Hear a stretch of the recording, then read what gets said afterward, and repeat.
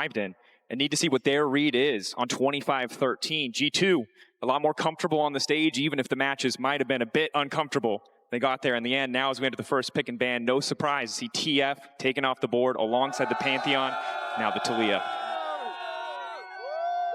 There's a ton of champions that we have seen Gen.G drafted towards time and time again. I've seen this team pick B1 Azir more times than I can really put into words. Ahri is another that obviously is going to be very high on the prior list. We've seen the nerfs to champions like her, like the Vi will just not really matter. Strength of the kit coming through most. And for Gen.G, as you point out, we have not seen a lot of them, even in the LCK. Don't forget, they played the full 5 games against Humble Life, found the reverse sweep, but that was the only series they played. Last time we saw this team face off before, that was in the final series against Bro. And that's feels like a lifetime ago. It's not a lot of games on stage. So there is room for variance. But despite that, still the favorites. Ahri taken away. So a lot of the utility mid laners off the board, both the Ahri and the Taliyah alongside the Twisted Fate. Rumble, a pretty classic ban for G2. We'll see if the Jace follows. But obviously so many powerful champions still up and available. Final ban. Imminent here. I'm going to see what we're going to end up with. Keen. The Keen Sante has really been back as, oh, I love that. The Nidalee ban, obviously, theoretically a flex, but realistically, that's always going to go to Canyon. He's one of the few players that has maintained it, and I mentioned it before. It's like you're a prophet. And it's B1 is here. And/or this is the region that you cast, but... Yeah, I mean, it's also Chovy. This is just how it goes. And we also saw it with the bans, right? Particularly that Ahri ban, we do often see come through. The Taliyah has been one of the big counter picks, but that was, I think, justifiably banned away by G2, not wanting to give that one over. As we see the Varus come through on Sama. Varus definitely a pick with a lot of power. And an early Maokai pick, definitely, I think, a big risk. This champion, really good when it comes to disengaging, but not really the proactive powers that once upon a time it was. And remember, when G2 struggled in that first series versus Furia, this was the fallback. Yep. It was instant Varus, Maokai, and we saw the Maokai almost permabanned in the rest of their series, not wanting to give them that same level of comfort. But unfortunately, comfort for G2 is also comfort for the side of Gen.G. Yeah. First pick Azir, the room for a counter pick, but when you're the best player in the world, I don't think you're too concerned about what anyone else is going to bring. And now alongside Canyon Xin, most played champion in spring, and a champion that can, both in the early game, take over, and in these mid to late game fights against the Varus, if it's that poke build, mitigate so much of that damage. As it is, it looks like the Renekton and the Azir to come through for Gen.G. Yet another one of their patterns. They, despite the roster changes, can't seem to escape. Does come through. This has been historically a good pick with, or within, into the Azir rather. We've also seen it pair with Maokai a lot. There's really easy setup with the ultimates. Yeah. And it feels like G2 have recognized some of the things that did work for them in the play-in stage, right? Caps having these picks with agency. We've seen good games with the Rise, the Tristana, Yone as well. Of course, champion is usually banned away, but managed to make it through. Going into Chovy's Azir is a tall task, and if you really want to cast your mind back, this has been a flex for Broken Blade before, although I doubt we'll see it here. Is now the Jhin taken off the board for Ruler. Had a bit of a rough early laning phase in the finals against HLE, against Viper, specifically in the context of that 2v2. But don't want to give him that utility option. Don't want him to be able to, stay back at arm's reach. It's been for sure the weak spot of Gen.G, and obviously weak spot comes within the context of being... This is one of the few teams where you have to add that caveat every time. It's kind of annoying, I'll be honest. They're undefeated, but we did see it actually be a problem for them. The reason why that series went to 5 games was mostly due to Ruler in particular struggling, and Duro to a certain extent as well, particularly when it comes to the laning phase. And they take away the Jhin, which is an amazing neutralizing pick. Works really well when you have an aggressive top side, as they do here. A lot of range, and then the Ezreal, because obviously the ability to not engage with any of the champions on G2, plus it being one of Ruler's counter picks, or comfort picks rather, does make a ton of sense. The Renata should not be a surprise. That champion with Varus in particular makes for a extremely brutal lane, as the Alistar also taken off the board here. Trying to get comfort out of the hands of Lebrov, while there are a lot of premier option when it comes to engage supports, that's been the one that he's looked the most comfortable on. Onsama taking his time, flashing a favorite champion. What is the option going to be here for G2? Jax into the top side. Broken Blade, obviously, a lot of people skeptical about his level of performance, but the potential, we know how good Counter-Strike can be in this matchup. If he can survive, if he can weather the storm, Jax can get a lot done.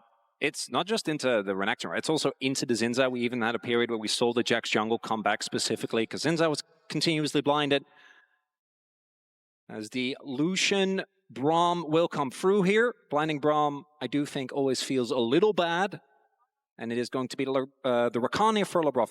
Obviously, the Rakan does allow you to follow up very nicely, I think, particularly when it comes to like Caps' ultimate, when it comes to Skewmon, using the ultimate more aggressive.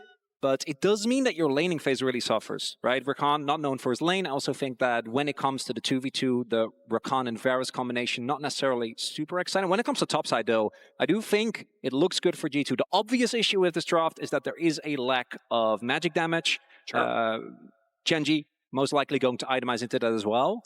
But given the fact that they don't have a true tank, it's really only Keen and maybe Canyon, if he gets to enough items that I think are really going to be able to benefit from this. And I think you look at these drafts for either team, and they're probably happy with what they got. Yeah, certainly comfort, it feels like, on both sides. Gen.G, I think if we take nameplates off, I was a little worried, how much upfront reliable engage they have. It's the Zen, it's the Renekton going at you, paired with the Braum. But this is the team that can pilot compositions with a lot of nuance, can find those angles. That's good engage. They do have a Azir. When he hits 3 items, I don't like relying on the slide and glide, but if anyone can do it, it's Chovy, right? On the upside for G2, you've got good engage options across the board. It's easy to see how in an even game state, this composition will function. But the question, and one more caveat on the endless list of caveats in the context of playing against this Gen.G lineup is, can you make it through that lane phase? Can you survive the earlier stages of the game? Can you exploit the same weaknesses that we've highlighted that may not even matter on this international stage?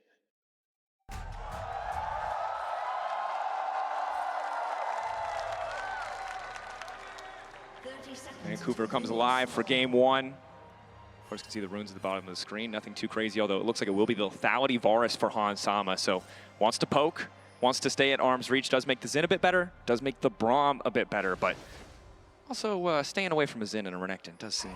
Yeah, I don't think you wanna walk up. So we take a look at the road that G2 so far have made it through, but obviously not the expectation in terms of results. When it comes to the scores of the series, 3 and 2 in both. Hard-fought battles as well. Yeah. When you talked about it for Gen.G, right? 1 best of 5 essentially in the last month of League of Legends play. G2 have played 13 games in the last few days. So in terms of comfort on this stage, in terms of time spent here, getting situated, it's a small advantage, but it might matter. Early lane phase, though, you can see already, Chovy not afraid to step up and just start harassing. See when Caps can get that first back. Boots 2 might help out a bit, but still going to be a bit of a struggle early on. Going to be looking at the pathing of both junglers as well. Looks like they're on opposite paths right now. Do have Canyon clearing from bot to top. Opposite here for Skewmon. We'll see if they're going to be looking for either. Both these junglers are reasonably strong when it comes to finding early ganks. A lot of CC available.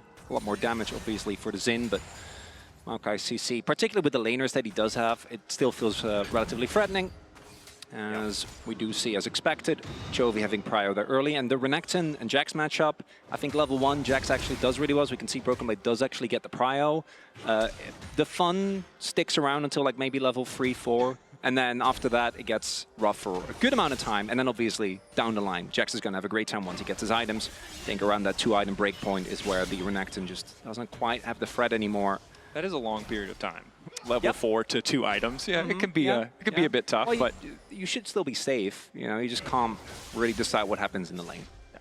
See if he's going to get some support where the attentions could be from jungle. You highlighted the Maokai earlier, obviously pathing down towards the bottom side. Canyon moving up top side.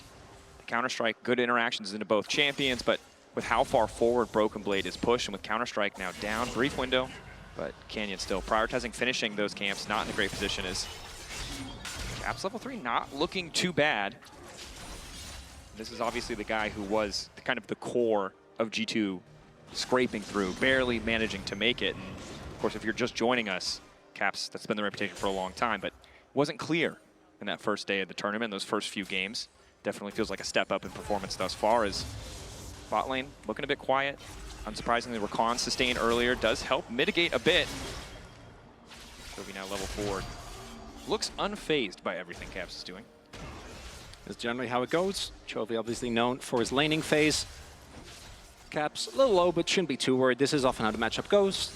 Has Resolve second, as well as a Doran shield, so unless something goes colossally wrong, should just be biding his time until he at least gets his ultimate available. That's when you start to get a little bit more threat. Besides that, nothing really expected when it comes to the early 2v2, particularly towards the bot side of the map. With the Braum, obviously, if you can get a good passive stack off on the...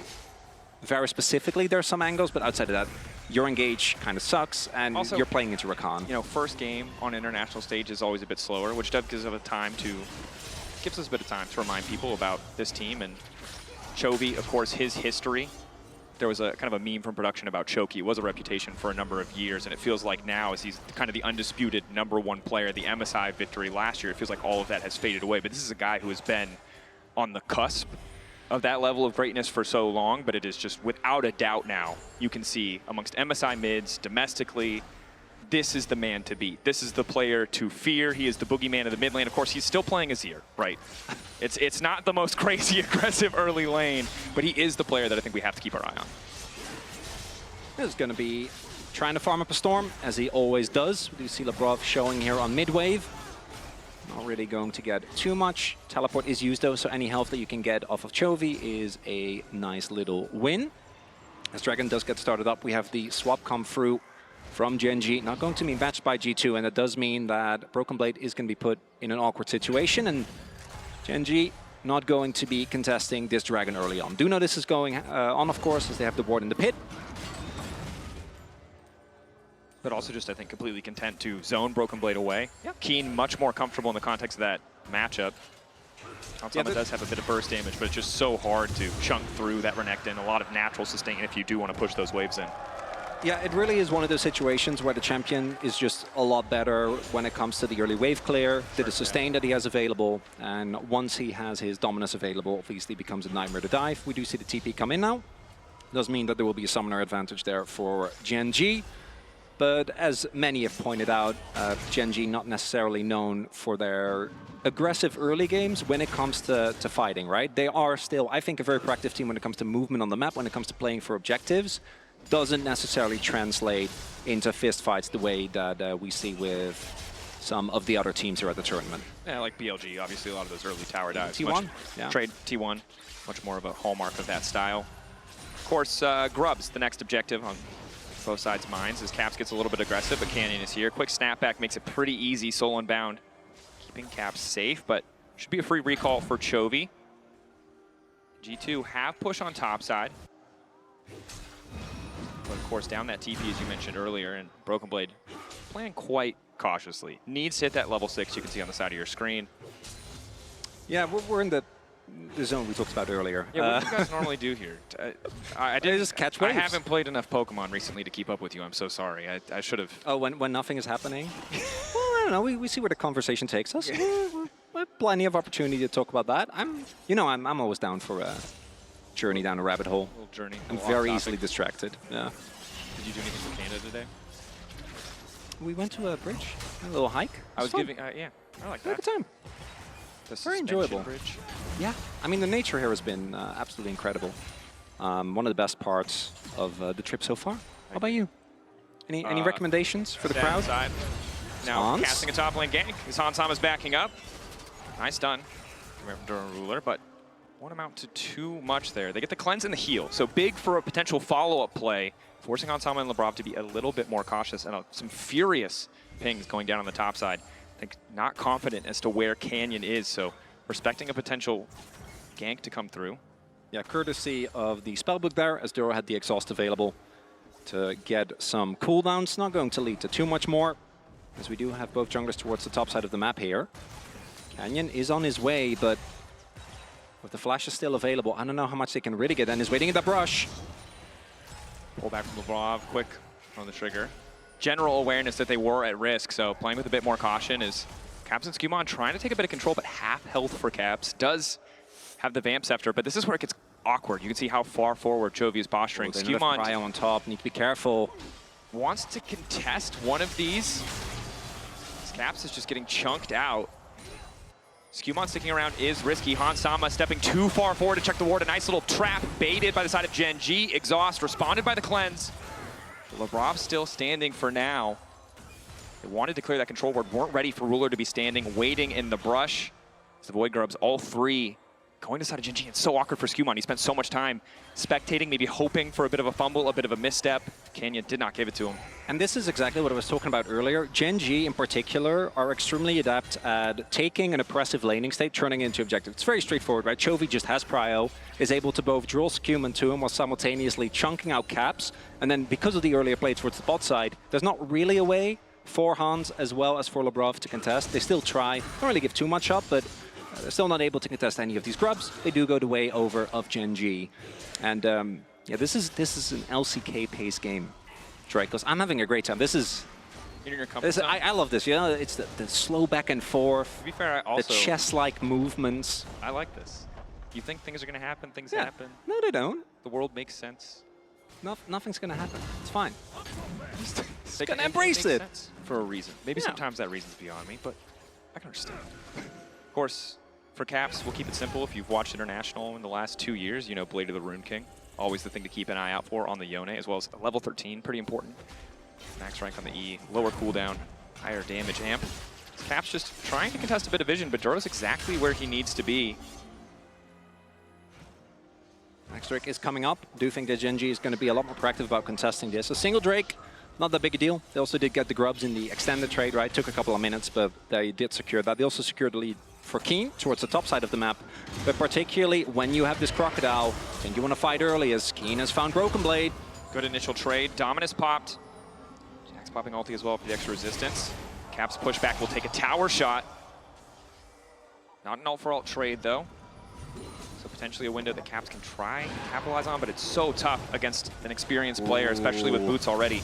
They're still starting this, and Keen still has TP available, so does Broken Blade, but he's going to go for a base now. Gen.G, I think, looking for the contest. Wave in mid is crashing. Chovy's on his way.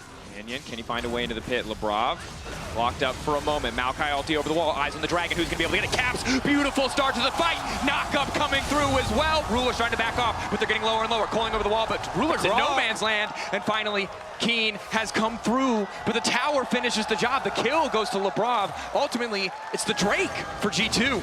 Massive win there for G2, rather. It's the combination of that Maokai together with Caps, finding multiple people, and Gen.G just straight up caught off guard as Caps is fine, holding onto his flash as well. Cool cucumber there. The Drake goes to D2 because obviously they were first to the objective, but they get the TP from Keen as well as a favorable trait when it comes to the kills. Definitely. Unfortunately, that gold advantage does go to Lavrov. It means a quick early locket, which will help mitigate some of that upfront burst damage. Keen only getting stronger in the context of the 1v1, but that was kind of awkward. That was a bit of a weird play. I think Gen.G not respecting the setup there. G2 in a very good position with that Maokai ultimate, something we highlighted in pick and ban, right? The ease of execution for this composition. It was the ult difference. The fact that Cap still had his ultimate available. Like, yes, Chovy chunked him, but it doesn't quite matter as much here. They're also too quick on the trigger on that ultimate, so that Caps has a beautiful setup. Lavrov follows up immediately. 3 men knock up, and then by the time Chovy arrives, already too late, really. Same for Keen, gets an exit kill, but you're not really going to be too happy about that. Early skirmish, going the way of G2. And I'm going to also be fair, you need those. Good job, guys. I think all of us. Big confidence there from the side of G2 as Broken Blade and Keen now going toe-to-toe once again. You mentioned it before, but as more items come through for the Jacks, this does get a bit easier. Keen holding onto a gold and experienced lead. Broken Blade has to be careful. The angle for the double dash. Quick Q, baiting the counter-strike, can re-dash. Broken Blade respects it and will already back away. Yeah, they didn't really know where Skewmon was, so don't think Keen wanted to take the risk to go in. If Maokai is there, obviously he can be in big trouble. As I was saying, I do also think as G2, you need to get these early leads, as many as you can. Camtech Drake, not really what you're looking for. If this is a mountain, right? If this is a Hextech, I think you're going to be feeling a lot better about the 2 Drake lead. But any lead you can get against Gen.G early feels like a necessity because of how inevitable this team has been and how hard it has been to actually take them down. I mentioned it before, right? Where we have seen hiccups, it's been in the earlier stages of the game. When we get to mid-game, their movement around the map, their setup on objectives, their individual skill often becomes overwhelming to handle as Caps finds himself in trouble. Defensive ult out. We'll trade 1 for 1 on that, but manages to live. Gen.G, though, with control of the mid lane. Nothing really to play for here is the Brav. A lot of members there. Looks like they're not going to fall for the trap. And Caps does live. Nicely done there with the snapback on the ultimate, but Chovy still has the damage. Nasher's done, so those autos can come through. Azir can still be a colossal menace, and despite the kill lead, we do see Gen.G, as they always do, slowly inching forward in gold lead. It's these continuous side lane waves, these crashes that come through. Even in the previous play, yes, G2 was able to find a good fight, but they did lose a full wave because Caps dropped the wave to go help set up that fight. The cost to find those advantages, and you can see in the mid lane, the gold looks close, but it's because of the kills and assists. Chovy, as expected, living up to his namesake with almost 20 CS advantage, although will lose a bit to that tower here as he's decided to move up to the top lane. Of course, one of the strengths of G2, if they find a lead, is these side laners, but because Gen.G already got the early grubs, some of that threat to the towers is at least mitigated. And now, as you highlighted, Dragon stacking, an easy avenue for G2 to try and force a fight on their terms if they can keep that control. And Caps, with this extra lifesteal, you can see really starting to hurt. Really does. As ruler, this spot he is somewhat notorious for. Needs to be careful. Has been one of his biggest weaknesses, really within the context of his career, but specifically in this year, I feel like it's happened even more. Getting caught on the ruler spot, just on the mid wave, using a dash forward when you're not allowed to, as they go in on Lebrov, but that's a Rakan. So Canyon, not going to be able to really do anything. And this is, I do think, where we see the fact that Canyon, his CC is wind up, needs to get 3 autos off. The other member of his team that has CC that's reliable is Duro, who is Braum. Takes a while. I mean, enough said, right? No one needs you to explain that one any further. We've all played Braum. We know what it's like. Ruler, though, quick culling. This is the power of the pick, especially as we get closer to that level 11 mark. More items under his belt. It's the poke. So does Herald secured. Control of mid, leveraged, Gen.G threatening.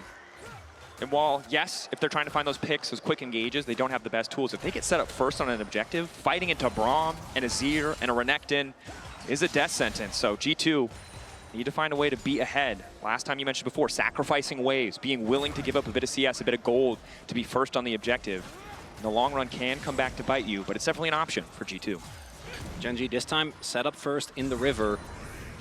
If it isn't for Caps getting one of the big engages, is it actually kind of hard for them to also get on top of Gen.G? The disengage is really good with that Braum. Doro is already a little bit low, is keen.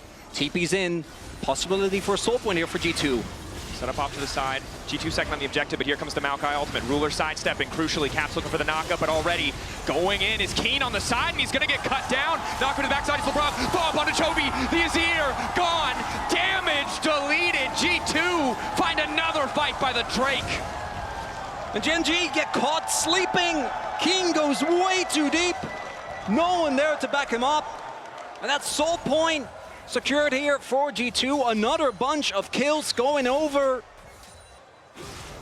As we take another look here, you see, again, the power of that CC. The Maokai ult just getting so much value, splitting up the fight, and it's a segmented engage. First Broken Blade goes in, gets some cooldowns, and then Keen just a little bit too far forward. The rest of the team is clearly more occupied with taking the dragon, and then right there, the fact that Lebrov gets on top of Chovy, charms him, and sets him up for a great ultimate from Caps. Really big deal. Quick play on the side lane. Caps snaps through. We'll be able to pull back, flash away. Q3 still living for a moment, but Chovy gets the job done. Shut down for Gen.G. Definitely necessary there for Gen.G. Caps and kind of running the game so far. Kill going over to the Azir. That also is going to be the bot lane secured. There's still a Herald as well for Gen.G. That was back-to-back. Honestly, great fights from G2. But as Hanwha Life learned as well, actually taking down Gen.G, gonna need a lot more where that came from. But that Maokai and that Yone, that combo so far has proven deadly. And Gen.G probably playing a bit more respect around those objectives, as now it is the soul on the line. 3.5 minutes, getting closer to Otacon as well. Caps off to a tear despite the CS deficit. Doing a lot of work here. And I think for G2, coming out of those interviews, we expected some progress, some improvement, but already a much stronger start to this series than I think any of the ones that they played in play-ins. But that said, a strong start against Gen.G, as you highlighted, is not enough. They need to play flawlessly. They can't afford to let Chovy just continue to accrue this gold, because it doesn't matter how many kills Caps has if Chovy's just getting more items. Still a big deal, though, right? Yes, Gen.G have had slow starts at tournaments before. Not something that we are not used to seeing from the Orc, but I think particularly Labrov in this first game had, I think, a really rough lanes, not really able to find the consistent impact. We saw the Alistair be banned away, but thus far, 100% kill participation here on the Rakan. Been a large part of many of the plays thus far as mid lane, now being sieged here by Gen.G. Onsama stepping up, laying down the hail of arrows. His Broken Blade lays a bit of damage down, but tanks 2 tower shots. Definitely not ideal. Keen keeping the fight going. Broken Blade can't afford to stick around. That AoE damage is going to hurt, but Skewmon coming in the blink of an eye, offers an exit and a quick death for Keen. And Keen, he sees a tasty food for the Crocodile, and guess what? It was bait all along. Broken Blade finds his teammate Skewmon arriving in a perfect moment of time, and notably, if Keen doesn't go for that and just stays near his turret, it's a win for Gen.G. They get the mid lane turret, the siege with the Herald is successful, but instead, basically an even trade, keeps the gold even, and in about 1:50, we are going to get to that possible soul fight at like close to 20 minutes. True, but if there's one man who might be able to make enough money to get enough items to make the difference, it's Chovy. As you can see the coin base gold graph here. A lot of minions. Power farming on the side lane, close to what looks like a Rylai's second. Oh, this finisher now. That's a big deal. Looking at the item finishes, not quite there yet for Broken Blade. Despite the kills that he's been able to pick up, not quite there yet for Caps, but Ruler, Chovy, both sitting on 2. We'll see if that makes the difference, because thus far, G2 have had much better team fights here in the 5v5. And I think a lot of it for the side of Gen.G comes down to, can they get set up first? In the previous fight, the answer was yes, but the Maokai still able to make the difference. The Yone still there, but they've got more items under their belt now. The threat of a culling. G2 have to be careful. Are they going to just start this, try and force cooldowns? Wouldn't surprise me. Vault wave being pushed out. 2 item spikes are there. It looks like Gen.G want to, at the very least, get that TP. Caps snapping going back down and recalling. G2 have made the call, it seems, to give this one up. But no, the TP in from Jax. Caps recalling, buying an item. That's the ulti going in from the Maokai. They want to split it. They want to 50-50 it. Skewmon against Canyon. Who can get it? He got it! It's Canyon in the clutch. Binding away, but the ball from Caps is there. Down goes Keen. No, lives for an extra moment. The snapback will get it done. Q, knock up onto 2. Duro on the way out. Chovy with the pushback to hold the line, but Skewmon goes in one more time. They get the objective. They get what they came for, but they paid much more than they wanted to. And Otacon turns your teams into paperbacks as Ruler just goes in, flashes out. Nothing he can do. There, waiting it out. Won't quite fade away in time. Caps a few more seconds. Hansama flash forward, wants to finish the job under Ruler. One more item will do it. The hail of arrows. 10-2. G2 with the gold lead in game 1. Labrov looking for the knockup. Toro next. It's an ace. It's a soul. It's a complete blowout. 11-2 rather with a final kill. Otacon secured, Soul there as well. And Gen.G, look at how low these health bars are here in the Massacre Priceless moment as they get a 2-for-1 deal. The fact that Gen.G is trying to contest this when they basically have 0 resistances clearly speaks to their desperation. And then the fact that not only do they win this fight, but they get the Soul on top of it.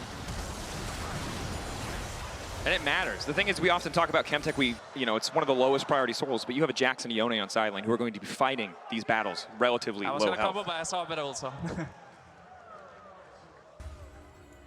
Caps keeping it casual. You can hear the confidence in his voice, the execution for G2. And again, Gen.G got the objective. It cost them a lot. It really was Hansama in that fight.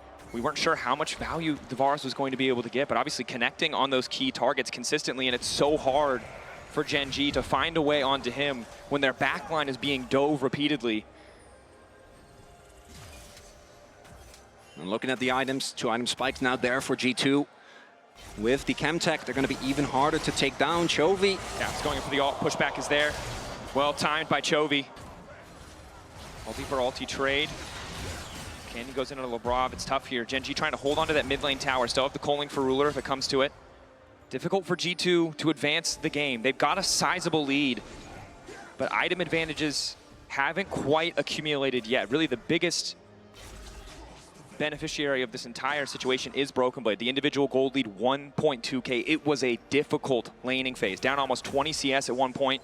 But now, hitting that 2-item threshold that you talked about, this is where he can really start to take off. I feel like he's already in the air. And Keen's just a crocodile, you know? He's seeing Jax soar in the sky. And Gen.G, seen them fight their way out of many situations. Their team fighting is still great, but I want to highlight, I don't think that this is one of those situations where you look at the scaling and you go, well, there's always, when you reach a certain breakpoint, obviously Azir is always going to be a threat.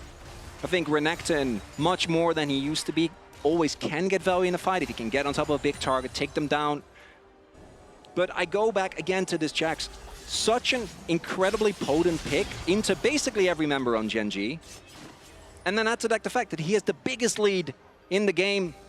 Was, as we saw in the interview that you had with him, also, I think, again, justifiably criticized for having a really weak performance, but stepping up here today.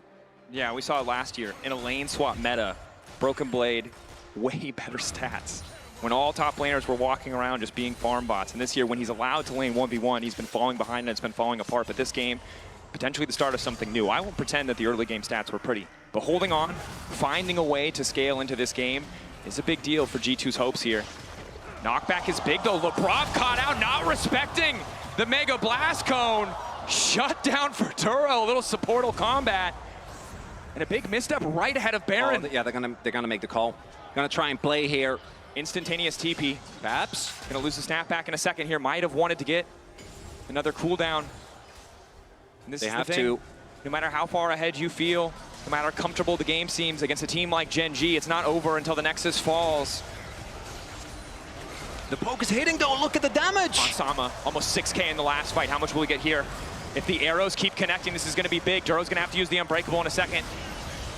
Taking his time, ulti into the midst of the pit. Skewmon to follow. Caps standing behind. Chovy goes golden buys brief second, but he just sells out Ruler. The pushback is massive for Chovy. The Azir is still alive. He's free hitting, but there's just too much damage. G2 shredding through Gen.G. Quick flash out from Chovy. Sliding to safety. Objective down. But again, it is the fight where everything falls apart for Gen.G. Pretty sure that Duro had his spellbook set on Smite there. Lebrov had his as well, but unfortunately, that whole play started with him getting down. But importantly, G2, they don't let Gen.G get away with nothing. The damage is already done here at the beginning of this play, and even though Caps doesn't quite find the mark, Chovy finds a stopwatch. It doesn't matter, because again, Broken Blade on this Jax immediately gets onto the back line. And Gen.G, they just don't have the stats, right? Chovy doesn't have the damage. If he has a death cap, then maybe Keen desperately tries to get a kill back, but Caps with the shield bow says, no thank you. Perhaps a whoopsie indicator, perhaps just an itchy head. We'll never know. Of course, for Gen.G, could be both. A good moment of coordination for Canyon and Duro. Because if they didn't get that steal, if they lost that 50-50 and that fight, it would start to feel completely out of hand for Gen.G. Caps has to be careful about stepping too far forward. Ruler really starting to hurt. We're 50 seconds away from the Elder. G2 bullying, taking space up in Gen.G's jungle. And G2, I think the only way that this game truly gets out of your control, because despite everything, the Baron buff, really not going to get a ton of value, right? The Rebel Baron power play is negative, only Chovy got it. They're not going to get a ton of value. Just don't flip Elder. That's all you need to stay away from. You can set up baits, and we see right now, they're setting up a ton of vision here towards the brush. And the enemy jungle, they're on red side, or at the red buff rather. And look at that, that's not even including the saplings that I'm sure Skewmon is going to be throwing down. And you can see Gen.G, map shrouded in darkness. Leveraging the Baron buff on Chovy, backing him up, shadowing him as he pushes this lane. Cap stepping up, but heal there, Canyon, responding with the wind becomes lightning. Blue Trinket indicates the Elder hasn't been started, so Gen.G happy to play this slow. Use the prio, use access to the bottom lane to move in and take some of this vision. Get as much free information as they can with the minions. They spotted 3 now. So can be a bit comfortable here. Canyon not too concerned, but multiple saplings. A little bit of AP in the build from Skewmon. When it pops back up, might be 2 items, so still have to respect a little bit of poke damage there. Yeah, and I talked about the lack of AP, but not only gun the Liandries, but also the Bloodletters, right? So it is actually a pretty big deal. The damage that comes through here is Gen.G desperately trying to gain access, but this is where I think The threat of that Maokai comes in big. Caps looking for an angle as well, I'm sure. G2 favored in the composition. Gen.G playing into the choke. Makes the Maokai all, the Yone all powerful. Multiple ults used, traded back, but it's a quick snap out from Caps. He still has an ulti of his own. Broken Blade in the midst of the team. Backing away. 6K. The Elder starts to reset. You don't want to take a 50-50 against Canyon. I just pull off. Gen.G looking to teleport Keen back in. Sterik's still available. Duro is low. There's no smite on Lebrov right now, so this would just be a straight up 50-50. G2 are stone cold. Looks like they might have found the angle. Lockup is there. Immediate fall from Lebrov. Chobi's not going to have a chance to respond. The CC flawless. Hans on a rampage. G2 finding the angle. The patience, the discipline around the objective, unseen in play-ins, comes roaring out on the main stage, but it's Lebrov again, over-eager. The Elder still critical, untaken, for now uncontested. Oh, Canyon on vision. Obviously going to try and look for the steal. I don't think he should be allowed to approach this. Broken Blade, standing guard. But it's a 2. Broken Blade has to retreat. Hans getting some poke down. Canyon with the flash. 5K. Caps going for the knockup. Everything used to deny this jungler access. But now no one's on the objective. No one's on the Drake. They're taking their time. Keen slowly burnt down. That's going to be Dragon set to fall as well. Keen running for his life. G2. Soul. Elder. 7K. This is going to, because of the delays, also set up the next Baron, I'm sure, is Chovy. Goes for an early Zhonya's, and Lebrov says, thank you very much. Ready with the charm. No opportunity. Didn't have the flash available, so was just kind of cooked the moment he pressed that button. And then Caps ensures the follow-up. Ruler stays alive for a little bit, but in the end, Lebrov does get him. And that's a worthy trade. No Ruler means so much damage gone, and yeah, that's going to be the face of a lot of Gen.G fans right there as this game number 1. 2 minutes on Elder. And Gen.G obviously have pulled a lot of rabbits out of a lot of hats, made a lot of miracles happen, but come on. Yeah, 6K gold, Elder. G2 might not be the favorites in the series, but it's feeling like a slam dunk here in game 1. Well, particularly given how the fights played out, right? All fights, I think, have been G2 favored.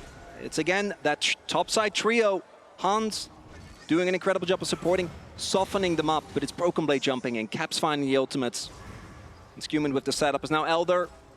Still another minute, and Gen.G, they can't really do anything. They're just going to have to give up a good amount of objectives. And again, 20 seconds till that Baron is up here. And G2, unless something absolutely ballistic happens, should be looking at a game 1 lead here. Broken Blade staying in the wave, quick stun. Ward hop over the wall. Gen.G trying to collapse somewhere, look for an angle, but it does cost him a bit of damage on the top side tower because it's only Keen left to defend it.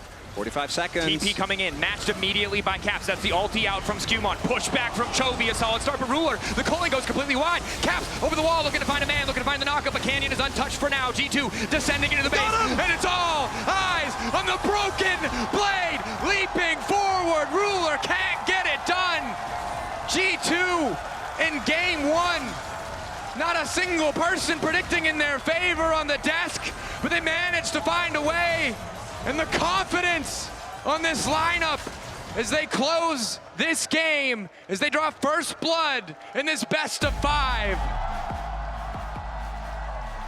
Absolute smackdown, Dracos. Here in the first game, Gen.G, it starts off rough.